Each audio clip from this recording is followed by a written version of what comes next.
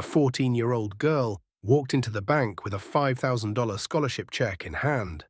She only wanted to make a deposit, but less than 10 minutes later, she was accused of being a fraud, had her documents confiscated, and was forced to stand like a criminal in the middle of the lobby. No phone call, no one defended her, and no one knew. She was the daughter of the man who owned the entire bank. But they chose the wrong person to humiliate, because just hours later, the bank's glass doors swung open, a fleet of luxury cars pulled up, and the most powerful man in the state, her father, stepped inside. Are you ready to witness the moment an entire system collapses in silence? Hold on to your heart, because the ending will leave you breathless. Please like, subscribe, and turn on notifications to update our latest videos. Morning sunlight filtered through the ancient trees, lining the shaded streets of Fairview Heights, glinting off the polished glass windows of a graceful estate. Inside, the kitchen was filled with the gentle aroma of warm waffles and freshly brewed coffee. But it wasn't the scent that made Nia Ellington's heart race. It was the $5,000 scholarship check lying neatly within the folder on the breakfast table. 14-year-old Nia wore her Claremont preparatory uniform with care. A navy blue blazer, neatly pleated skirt, and polished black shoes. No designer watch, no sparkling earrings, only a worn leather backpack and her trusty notebook.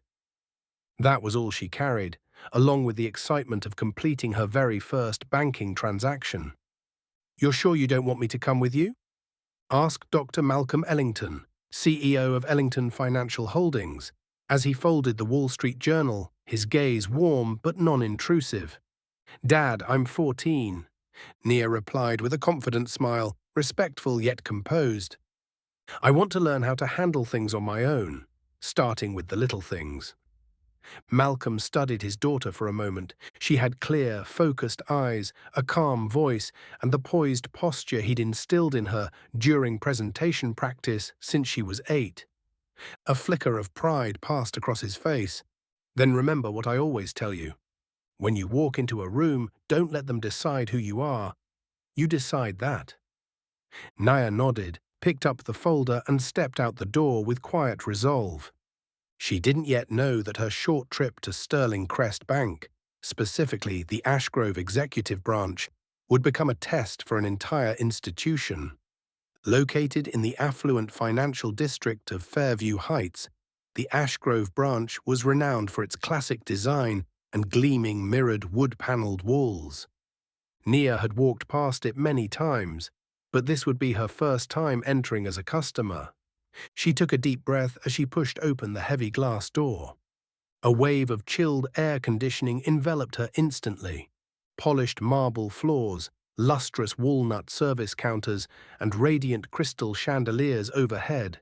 Everything shimmered with excessive opulence. But none of the sharply dressed staff behind the counters, nor the wealthy patrons inside, had any idea that the young girl who just walked in was the daughter of the man who owned a controlling stake in the entire bank. No one knew that a storm was about to unfold, set in motion by a single, well-meaning smile. That was never returned. The moment Nia Ellington stepped through the glass doors of Sterling Crest Bank, Ashgrove Executive Branch, the movement in the lobby seemed to slow by a beat. The young girl, neatly dressed in her school uniform, walked softly across the marble floor, eyes wide with anticipation but grounded in caution. However, from the central counter, another pair of eyes watched her, cold and calculating. Celeste Whitmore, the branch manager, had identified the anomaly the instant Nia appeared. With her hair tightly pinned into a sleek bun, her designer pinstripe blazer, and the sharp click of heels echoing on polished stone, Celeste carried herself like a curated emblem of Fairview Heights upper class. And she did not like what she was seeing. Brown skin, natural curls, no parent in sight, no designer bag. Celeste wasn't looking at Nia as a customer. She was evaluating a threat to the standard of the bank. Nia approached the counter, offering a polite smile to the teller, a woman named Amber, and spoke clearly. "I'd like to deposit a $5,000 scholarship check into my personal account. I have all the verification documents and a letter from Claremont Preparatory." Amber had just taken the folder when Celeste approached, her heels striking the floor like a gavel announcing indictment. "Excuse me, I'll handle this case." No questions, no review of the paperwork. Celeste snatched the documents from Amber's hands as if she'd just intercepted a high-risk transaction. She glanced at the check, her eyes flickering with surprise at the $5,000 figure. But almost instantly, her expression hardened into disdain. "That's quite a large amount. For a young girl." Nia remained composed. "It's a full scholarship award, and this is the educational support portion from the State Academic Fund." Celeste looked from the check to Nia's face, her gaze sharp and dissecting.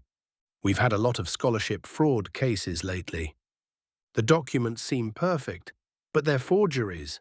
Are you accompanied by an adult?" "No, I came alone. I've prepared all the documents to complete this on my own." Celeste narrowed her eyes. How confident. Then turning to Amber and lowering her voice just enough for Nia to still hear, "Call security. Keep the paperwork. We'll need to run deeper verification." Amber hesitated, but Celeste cut her off with finality. "We can't just let anyone stroll in here pretending to be a model student." Nia opened her mouth to speak, but Celeste had already stepped back, clapping once to summon security. "Tate, escort this girl to the waiting area. Hold her documents. I'll call for her once I've reviewed everything." Tate, a tall security guard with a frosty gaze, approached silently. Nia didn't resist. She didn't panic. She stood firm, but inside she understood something deeply. This wasn't her first banking transaction anymore. This was her first test of truth and resilience.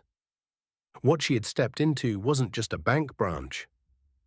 It was a decaying system of assumptions. And that first glance from Celeste Whitmore was the shot that started it all. The air inside Sterling Crest Bank, Ashgrove Executive Branch, seemed to drop several degrees as Celeste Whitmore returned to the main lobby, holding Nia's folder like a piece of damning evidence. Customers began to take notice as she raised her voice, loud enough for the entire bank to hear. "This is the third time this month someone has come in with a scholarship check that looks too perfect to be real." All eyes turned toward Nia, a 14-year-old girl in a school uniform standing alone in the middle of the bank, her face anxious but trying desperately to stay composed. Celeste held the check aloft, as if presenting evidence in court. A $5,000 amount issued from an elite scholarship foundation, accompanied by a low-quality student ID and a letter that could have been printed off Google Docs. Nia bit her lip, inhaled deeply, her hands tightening around the straps of her backpack. "Ma'am, those are original documents from Claremont Prep. I can give you the school office's number if you'd like to verify." Celeste gave a cold laugh. "Sweetheart, you've clearly been trained to play the part very well. But I've worked in banking for over 15 years. I know when something feels off." A sharp thud echoed as she placed the folder on the counter, drumming her fingers against it like a final verdict. Then she turned to Tate, the bank's security guard, who had appeared beside her, quiet but imposing. "Tate, please escort this guest to the secondary waiting area. Keep her away from the transaction counters until I finish verification." Tate didn't question. He stepped forward, his voice flat. "Come with me." "But I need to call my dad." "I left my phone at school," Nia said, her voice trembling but steady. Celeste tilted her head, feigning sympathy. "Oh, how convenient. No way to verify identity, no phone, and claiming to be a star student with a full scholarship at just 14. A nearby blonde woman subtly shook her head and clutched her handbag tighter, while an older white man turned away and muttered, "Not surprised." Tate led Nia to a secluded corner near the entrance. Not a proper waiting area, just a visible space where everyone could see her, but no one would stand beside her. He pointed at the floor markings. "Stand there, don't move, and don't do anything strange." Nia stood still. The cold marble seeped through the soles of her shoes. The whispers, the stares, the quiet contempt crept in like knives, slicing through silence. Celeste paraded around the lobby like royalty, flashing smiles at wealthy white clients, while Nia, a brown-skinned girl with a legitimate scholarship check, was being treated like a suspect under investigation. She had no phone, no one to call, no one beside her, only Celeste Whitmore's smug, imperious gaze, and a system of power bearing down on any child brave enough to walk in on their own 2 feet. Nia stood in the far corner of the main lobby at Sterling Crest Bank, Ash Grove Executive Branch, her back pressed against the cold marble wall. Above her, a gold-trimmed wall clock ticked on, second by second, as if slowly devouring the last bit of patience a 14-year-old could possibly have. No one spoke to her, no one looked at her. She was no longer a person, just a suspect on display in a space decorated with sleek financial service posters, all featuring smiling white faces and luxury lifestyles. Every time a new customer entered through the revolving doors, Nia could feel their gaze flick over her, then quickly avert, as if they too had assumed she was a fraud, dressed up to impersonate a model student. She could hear the whispers, the crisp clicking of Celeste Whitmore's heels echoing from the VIP suite, and the soft hum of receipts printing, for those deemed worthy of service. Her legs ached after more than an hour of standing still, but when she subtly shifted her weight to ease the pressure, the guard, hand-picked by Celeste, shot her a warning glare. "Do not move unless given permission," he said coldly, one hand resting on the baton at his belt. Nia lowered her gaze and quietly opened a small leather notebook from her backpack. Though her heart pounded with fear, her hands were steady. She began to write. 2:09 p.m. Celeste said, "Someone like you getting a scholarship? I won't let that forgery stain this branch's record." 2:32 p.m. White client named Peterson invited into VIP room. Deposited check for $2,300. I'm being detained for a $5,000 check. 2:47 p.m. Ms. Celeste said, "If you run, we reserve the right to retain your documents and flag you in the fraud system." Each line cut like a blade, sharp, cold, but it was the only thing anchoring her spirit in this quiet crisis. If they saw her as a shadow, she would use ink to prove she was still here. 3 hours passed, no apology, no water, no explanation. Every time she asked to call her father, she was met with the same curt response. No access to communication devices during internal investigation. The 14-year-old girl didn't cry. Instead, she kept writing. 3:15 p.m. A white boy ran across the lobby, spilled a water cooler. No one stopped him. I shifted my stance slightly and was threatened with police. 3:27 p.m. I don't deserve to be treated like this. No one does. But if I stay silent today, more people will be cornered just like me. And that was when a quiet flicker of light began to emerge from behind the teller counter. Someone had seen everything and was about to act. Around 3:45 p.m., Nia sat curled in the corner of the bank lobby when something unusual flickered at the edge of her vision. Celeste Whitmore, who had moments ago swept past her as if she were air, was now moving quickly, not toward a client, but silently turning down the corridor that led to the executive offices. The frosted glass door shut behind her in a hurry, but didn't close completely. Nia, with the sharp instinct of someone who'd learned to survive by observing, shifted just enough to maintain a narrow line of sight through the gap. Her heart clenched. Celeste wasn't alone. A man in a charcoal grey suit, silk tie, and a calculated, elegant posture sat inside. Though she'd never met him in person, Nia had seen his face on the covers of finance magazines and at speaking events alongside her father, Brandon Carver, CEO of Meridian First, her father's greatest corporate rival. No greetings, no formalities. Their conversation carried crisply into the still air. "I've prepared everything exactly as you asked," Celeste said, pulling a thick folder from her desk drawer labeled Confidential Ellington Acquisition.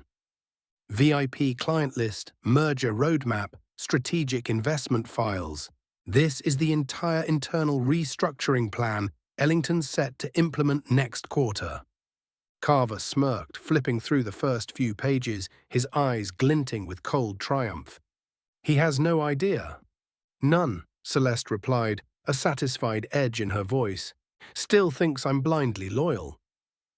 "Good. Once I hit, Sterling Crest will lose their entire high-value client network. He won't even have time to react." Nia's breath caught. She couldn't believe what she was hearing. This wasn't just about discrimination anymore. It wasn't just a young girl being humiliated for the color of her skin. This was a full-blown corporate betrayal, led by the branch's own manager, and the target was none other than her father. Her hands trembled, but instead of panicking, Nia quietly opened her notebook. Every word, every expression, every motion. She wrote it all down, not missing a single detail. What she didn't know was that someone else on the opposite side of the lobby had also been watching. And within minutes, the fate of the entire bank was about to change forever. All afternoon, Jade Nguyen, the only Asian American teller at the Ash Grove executive branch, had watched everything in silence.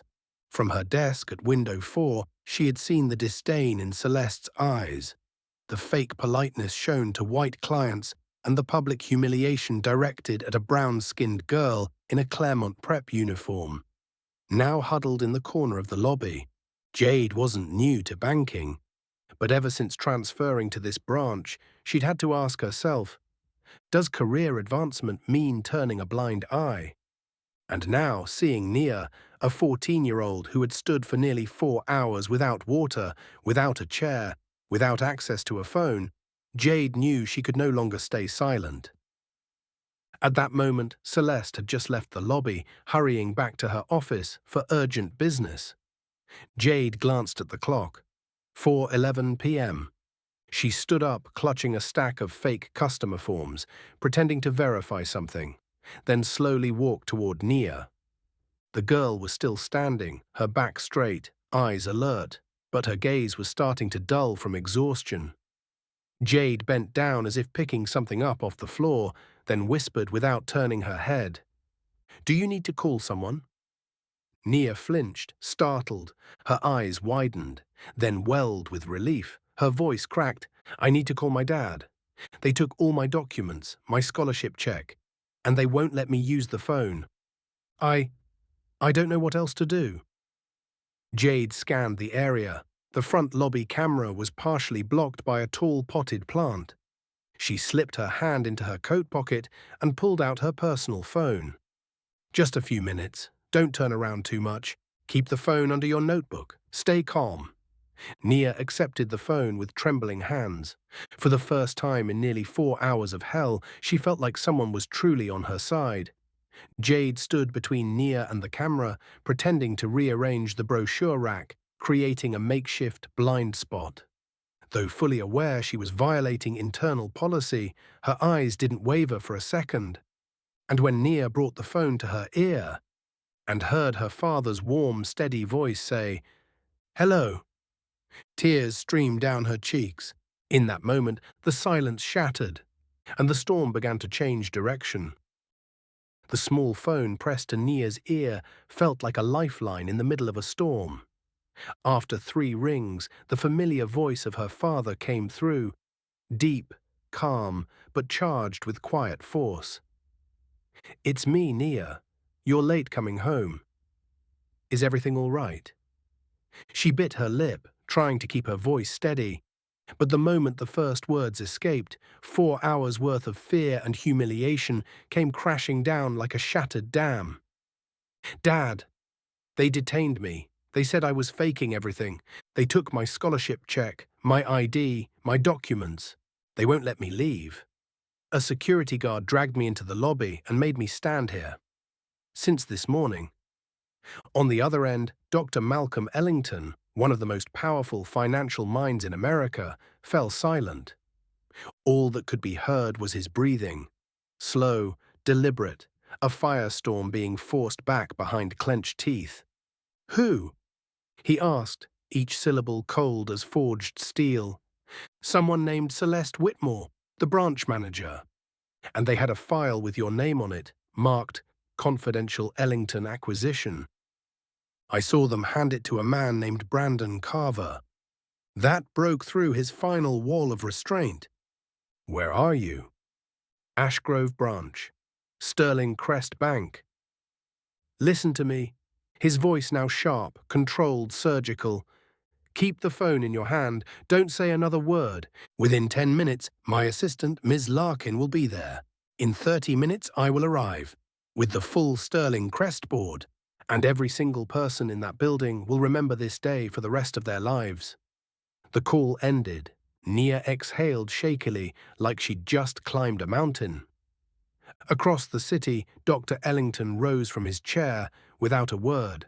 A single text was sent. Urgent summons. Full executive board of Sterling Crest. Assemble at Ashgrove Branch within 45 minutes. No exceptions.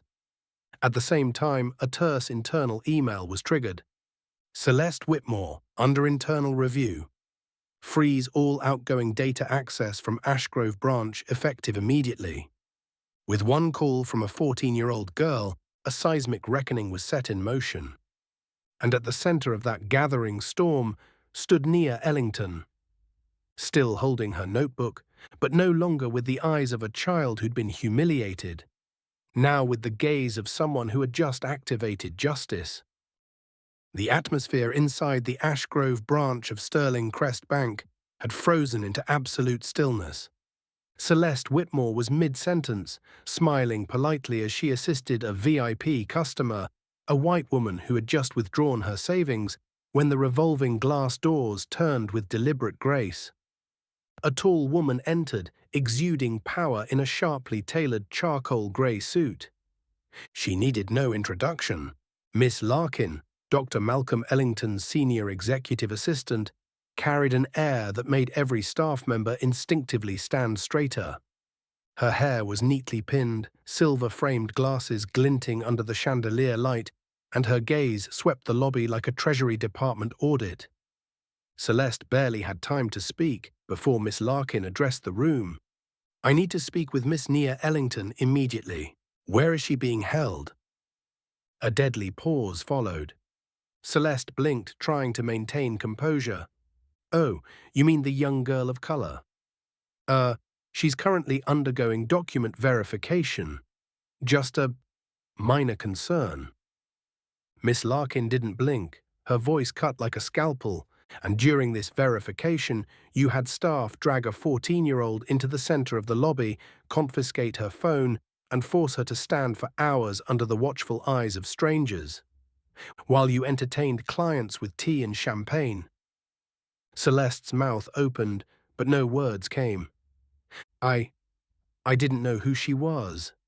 She didn't state her full name. That young girl is the only daughter of Dr. Malcolm Ellington, who just became chairman of the board of Sterling Crest Bank. It hit her like a hammer to the chest. Celeste turned ghostly pale. Her lips moved, but nothing coherent came out. I wasn't informed. I didn't know. Her phone buzzed wildly inside her vest pocket. The screen lit up. Talia Reeves, Regional Director, CEO's Office, Compliance and Ethics Division. It was as if the entire system was collapsing onto her all at once. Miss Larkin gave her no time to defend herself. She turned to the security guard. Take me to the girl, now. As she approached the corner of the lobby where Nia still stood, back straight, clutching her notebook, eyes sharp with exhaustion, the two women locked eyes. Miss Larkin softened her voice. Sweetheart, I'm your father's representative. He's on his way right now. From this moment on, you are not standing alone. A shaky breath escaped Nia's chest, as if, after 4 hours of silent suffering, the shield she had needed had finally arrived. Miss Larkin turned back towards Celeste, who now stood paralyzed like a statue. Then calmly, she raised her phone again. Connect me with the executive board. Activate emergency protocol. Prepare the conference room on the second floor. Retrieve all security footage from today. And she paused, giving Celeste one last look. Alert internal security. No one is to extract or delete any data from this branch for the next 24 hours. Anyone who tries will face criminal prosecution. The arrogance that Celeste Whitmore had once wielded like a crown, used to oppress countless minority customers, had now crumbled into a shivering shadow, clutching her phone, her face white as chalk. And this was just the opening act of the justice storm to come. At exactly 5 p.m., the hands of the lobby clock aligned. Outside the Ashgrove executive branch of Sterling Crest Bank, a convoy of luxury vehicles pulled up one by one. Leading the fleet, a black Mercedes Maybach S650, followed by a procession of Cadillac and Lexus SUVs bearing executive plates. Dr. Malcolm Ellington was the first to step out. Tall, composed, with closely cropped salt and pepper hair and eyes like steel behind thin gold-rimmed glasses. No bodyguards, no theatrics. His silence was power enough to command every inch of the room. Inside the bank, staff members froze in place. A folder hit the floor. A tie was hastily straightened. No one dared to move. Miss Larkin stood waiting, nodding respectfully as he passed. Across the lobby, Nia Ellington, still in her school uniform, tearless but steady, watched her father approach. Dr. Ellington didn't run. He didn't embrace her. He walked calmly to the center of the lobby, to where Celeste Whitmore now struggled to stay upright on shaking heels, her face drained of all color. He stopped in front of her. Then, without raising his voice, without even facing her, he turned to the corner where his daughter had stood for 4 hours and asked one single question. Slowly, clearly, how long did my daughter stand against that wall? Silence. The air thickened into ice. A junior employee stammered as if about to speak, but Miss Larkin quietly raised her hand and produced a printed excerpt of security footage, prepared in advance. A portable display screen was wheeled in and connected to her iPad. The lobby watched as the footage played. 12:01 p.m. Nia is pulled away from the teller line. 1:13 p.m. Still standing, no chair, no water. 3:04 p.m. Shrinks into the wall as customers point at her.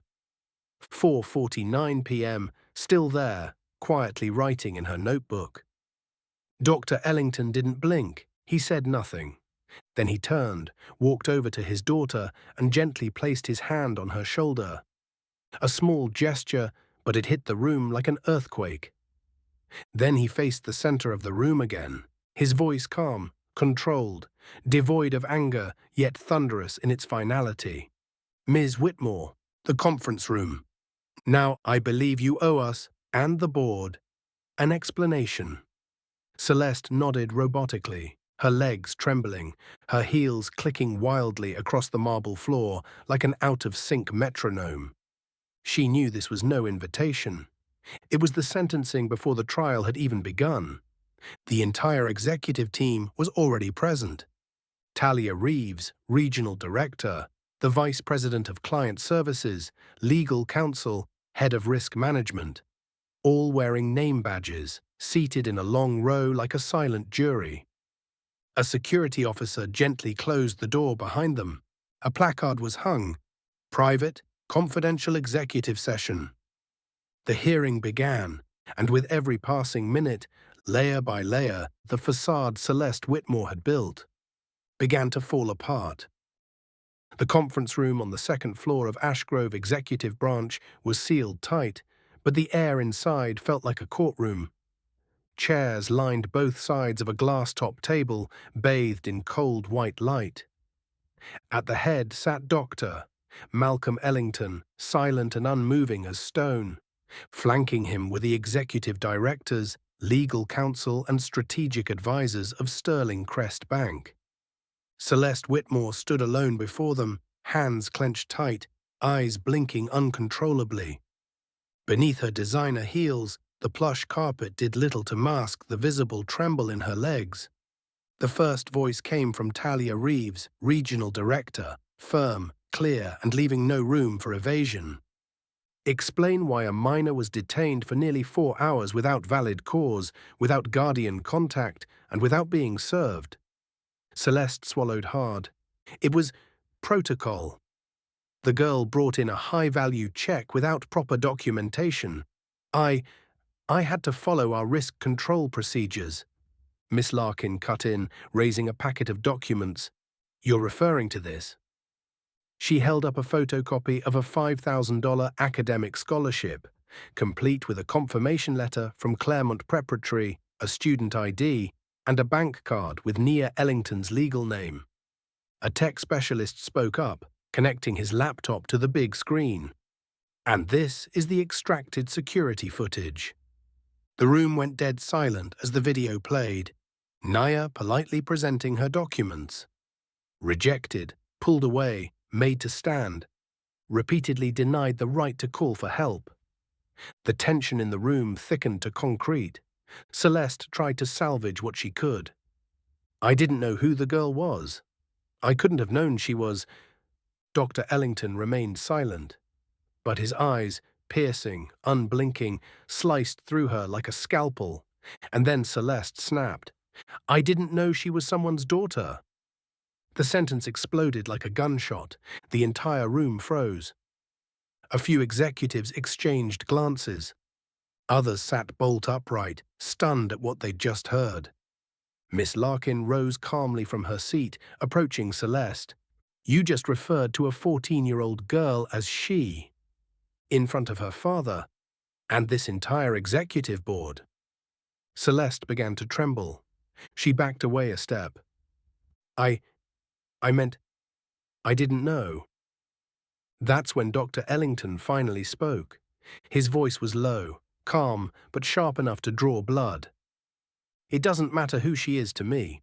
What matters is that a grown adult, a bank manager, unlawfully detained a minor, denied her access to her guardian, publicly humiliated her in front of customers, and violated every ethical standard in our institution. And when confronted, you showed no remorse. You only regretted targeting the wrong girl. Celeste stumbled back again, gripping the edge of the table for support. But the interrogation wasn't over. Another executive handed documents down the table. Beyond racial profiling and wrongful detainment, Ms. Whitmore is also implicated in a private meeting with Mr. Brandon Carver, CEO of a competing bank, which occurred at 1:47 p.m. same day, according to surveillance footage from her office. The screen lit up with images, Celeste handing over a folder labeled Confidential Ellington Acquisition to Brandon, the door not fully closed. Celeste turned pale. Dr. Ellington nodded. 2 senior security officers stepped into the room. Celeste Whitmore, he said evenly, you are hereby suspended effective immediately. We will refer all documentation to federal authorities for investigation under charges of financial data breach, collusion and corporate sabotage, violation of civil rights. Celeste broke down. Please, I didn't mean to. Don't destroy my career. Dr. Ellington stood. He pushed in his chair and said slowly, you destroyed the life of a 14-year-old girl, and you didn't care. The door opened. Celeste Whitmore was escorted out, weeping, trembling, defeated. And with that, the Sterling Crest Bank purge had officially begun. The air in the boardroom hadn't yet settled after Celeste Whitmore was escorted out, when a sharp knock cut through the silence. The door opened. 2 senior security officers entered, flanking a middle-aged man in a perfectly tailored charcoal suit, hair salt and pepper, eyes darting despite his forced calm. Brandon Carver, CEO of Meridian First Bank, Sterling Crest's fiercest rival, stepped in, still clinging to his confident facade, but the glint in his eyes betrayed unease. Gone was the trademark arrogance. Now he was simply a man caught red-handed in a game he thought he controlled. Dr. Malcolm Ellington stood with arms crossed, voice cold and deliberate. "Have a seat, Mr. Carver. We're not interested in pleasantries." The room remained silent, as though bracing for a public execution. A tech associate linked a laptop to the large screen. A hidden surveillance clip from Celeste's office played. "These are all the high-net-worth clients likely to transfer assets to your side," Celeste said, handing over a folder. "Confidential, Ellington acquisition." "Getting this couldn't have been easy," Brandon replied with a smug grin. "Don't worry, he has no idea I have this. With their management busy restructuring, no one's going to notice until it's too late." The video continued. A handshake, a discreet envelope slipped into Celeste's handbag. The boardroom froze. Seconds ticked by before murmurs of fury rippled across the table. Brandon Carver sprang up from his chair. "This doesn't prove anything. She set me up. She reached out first." Dr. Ellington raised his hand, cutting him off. He pointed to the corner of the screen. "Timestamp, 1:47 p.m. Exactly 13 minutes after my daughter was dragged to a corner and treated like a criminal. While my employee was being publicly humiliated, your mole handed you classified data from a bank I just acquired. This is no longer just an internal matter, Mr. Carver." The bank's chief legal officer stepped forward. "Under federal banking law, you are now facing charges of corporate espionage, unauthorized access to financial data, and conspiracy to sabotage a competitor." Two uniformed officers entered. "Brandon Carver, you are under arrest on suspicion of financial espionage and conspiracy to sabotage a financial institution. You have the right to remain silent." Carver resisted weakly. "This is entrapment. I'll sue you for—" The sound of handcuffs snapped sharply into the room. Even the most seasoned executives shifted uncomfortably. They had just witnessed two of the most powerful figures in the industry fall in a single afternoon. Dr. Ellington didn't look at Brandon again. He simply said, calm and razor-sharp, "Arrogance makes men like you believe the law doesn't apply. Today, the law proved otherwise." The door shut behind Brandon Carver, and with it another chapter of corruption came to an end.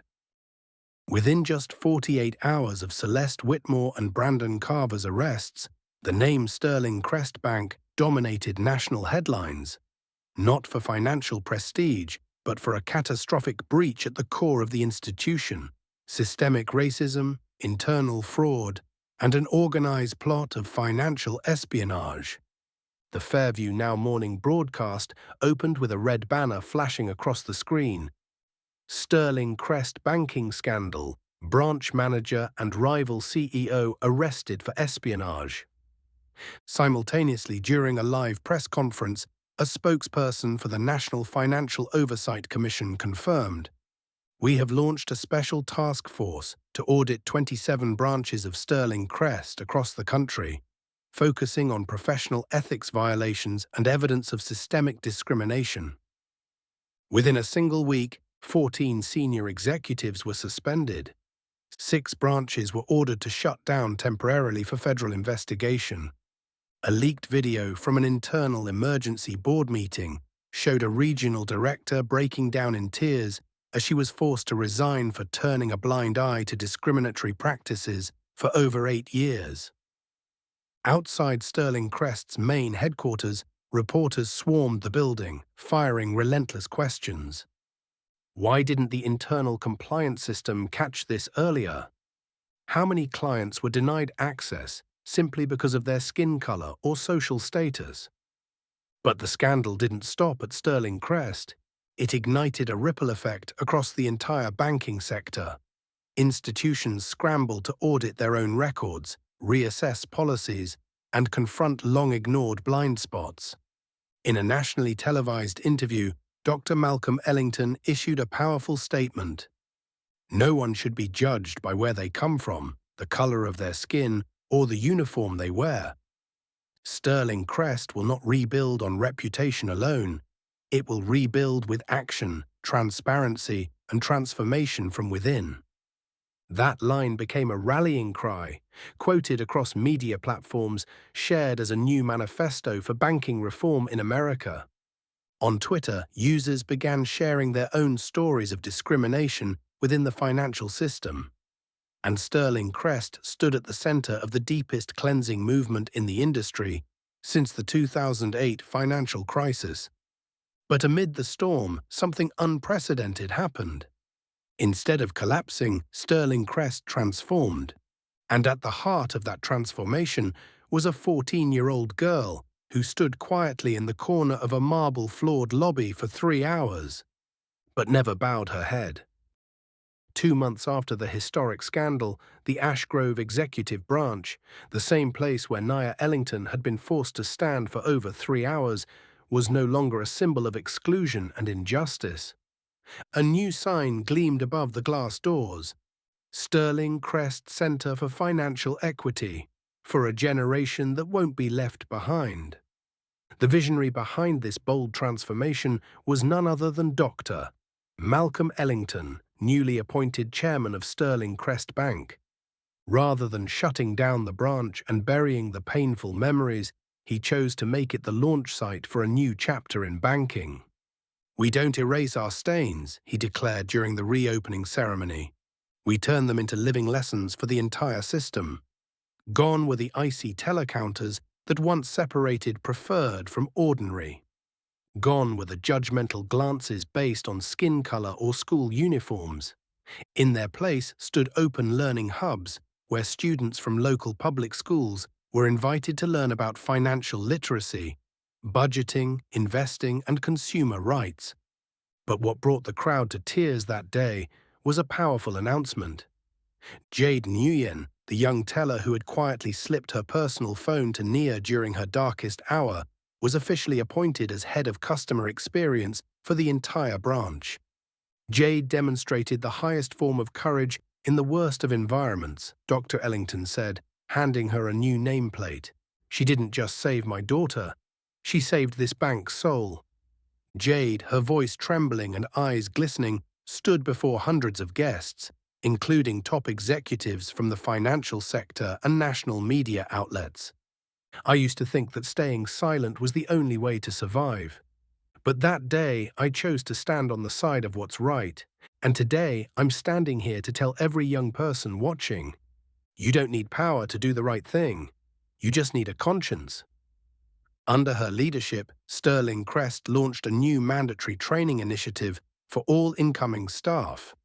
The NIA Protocol, a corporate onboarding program focused on equitable service, active empathy, and unconscious bias prevention. In a quiet corner of the room, Nia sat beside her father, watching silently. She didn't speak. She didn't step onto the stage. But her eyes, just like that day, were unwavering, proud, and now filled with hope. It was a bleak afternoon at Fairview Market. Sunlight filtered through smudged glass panels, casting pale streaks over checkout lane number 3. There, wearing a faded red apron and a plastic hair clip, holding back her hastily tied bun, Celeste Whitmore scanned groceries with gloved hands. Each beep from the barcode scanner sounded like a funeral bell tolling for her fallen legacy. She had once been a senior manager at the Ash Grove executive branch, where customers called her Madam Whitmore, where she stood beside regional directors, smiling as they toasted champagne banking. Now the words she heard most often were, "Mom, is this on sale?" One busy weekend afternoon, as shoppers bustled through the store, a well-dressed woman paused at her register. The woman stared at her, not with anger, not with pity, but with quiet recognition. Celeste tried to avoid the gaze, but it was too late. Aren't you Celeste Whitmore? Weren't you at Sterling Crest? The questions rippled across the checkout lanes like whispers over a wound. A few customers stepped back, eyeing her more closely. One even pulled out a phone, not to check coupons, but to confirm the face from scandalous financial headlines. Celeste lowered her head, hands trembling as she placed a milk carton into a plastic bag. On her break, she walked to the back of the store, where the air conditioning dripped and the fluorescent lights flickered overhead. On the wall hung an old newspaper clipping, fluttering gently in the draft. Former bank manager Celeste Whitmore arrested in Sterling Crest internal scandal. She stared at the stained wall, listening to laughter echo from the aisles outside, and realized that the harshest punishment wasn't legal prosecution. It was the look, the silent stare from the very society that once held her high, now barely able to meet her eye without judgment. Once, Celeste had sneered at Nia, "I don't care who you are. In here, I decide who gets served." But now, she decided nothing, not even her own break schedule. Soft lighting bathed the auditorium of the Fairview Heights Cultural Center, where the symposium, The Future of Financial Equity, was taking place. Over 500 high school students filled every seat. Many were Black, Asian, Latinx, and from neighborhoods long overlooked by banks. The atmosphere was quiet but charged with hope. Then Nia Ellington stepped onto the stage. Her Claremont preparatory uniform was crisply pressed, her hair neatly tied back, and in her hand was the same old leather notebook, the one she had written in during the 3 silent hours she was forced to stand at the bank. She stood silently for a few seconds before the microphone, not a single whisper. All eyes were on her. "I know many of you are sitting here because you felt like me before, standing in a place where you thought you didn't belong." Nia didn't read from a script. She spoke from experience, etched into her bones, into her memory of being interrogated, cornered, and judged for the color of her skin. That day someone asked me, "Who do you think you are to come into this bank?" And today I answer, "I am the one who's going to change it." The crowd erupted in applause. She raised her notebook high. This was my weapon, not to fight others, but to record everything that needed to be made right. I didn't choose to become a symbol of anger. I chose to become a symbol of reconstruction. Nia spoke about the Sterling Crest Youth Financial Training Center, where she now served as an ambassador. A place where kids no longer feared walking into a bank for the first time. She spoke about Jade Nguyen, the first person who dared to pull a phone from her pocket out of compassion, now a true leader of people. She ended with a rallying call. "We are not here to burn down the system. We're here to rewrite it, from the inside out. Not just so we can walk into a bank, but so one day we are the ones building that bank." The entire auditorium rose to their feet. The applause thundered. Nia smiled and stepped off the stage, not with the pride of revenge, but with the calm grace of someone who had planted hope where once stood silence. 1 week later, Nia's original notebook was placed in a glass display case at the main hall of Sterling Crest Bank, Ashgrove branch, the same branch that had once made her stand voiceless. Below it, a plaque read, "A just system begins with one person brave enough to document the first injustice. Nia Ellington." Sometimes, revolutions don't begin with gunfire. They begin with a 14-year-old girl standing silently in the corner of a bank and refusing to bow her head. Nia Ellington didn't reclaim justice with rage, but with composure, with sharp observation, and with unwavering belief that a broken system could be rewritten from within. This isn't just the story of a girl who was humiliated. It's a reminder to the world. Never underestimate someone who knows when to stay silent and when to speak. If you believe in justice, in change, and in the power of young people like Nia, share this story, because somewhere out there, someone else may find the courage to stand up. And maybe, That someone is you.